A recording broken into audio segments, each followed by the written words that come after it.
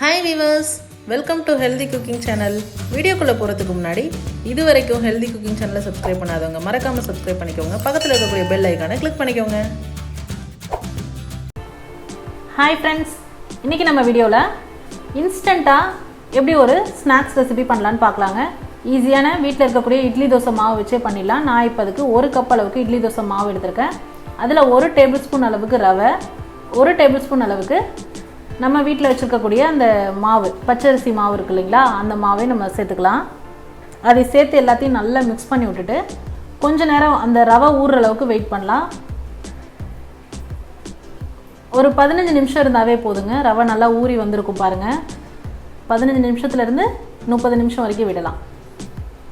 இப்போ பாருங்கள், மாவில் ரவை நல்லா ஊறி வந்திருக்கு. ரவையும் நம்ம பச்சரிசி மாவும் கலக்கும் போது நல்லா மாவை பீட் பண்ணி நல்லா கலந்து விட்டு வச்சிடணுங்க. இப்போ பாருங்கள், ஊறி வந்ததுக்கப்புறமா இன்னொரு டைம் நல்லா கலந்து விட்டுக்கலாம்.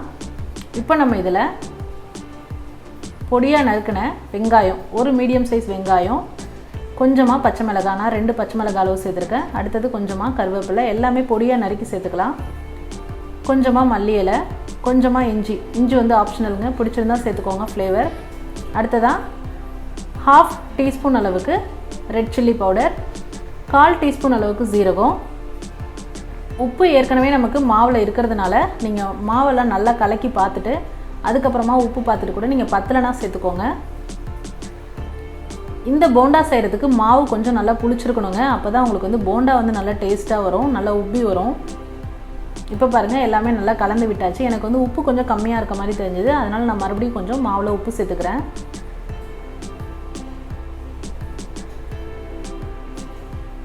வீட்டுக்கு திடீர்னு கெஸ்ட் வந்துட்டாங்க அப்படின்னா, நம்ம வீட்டில் இட்லி தோசை மாவு தான் இருக்குது அப்படின்னா அதை வச்சு நம்ம ஈஸியாக போண்டா போட்டு கொடுத்துடலாங்க.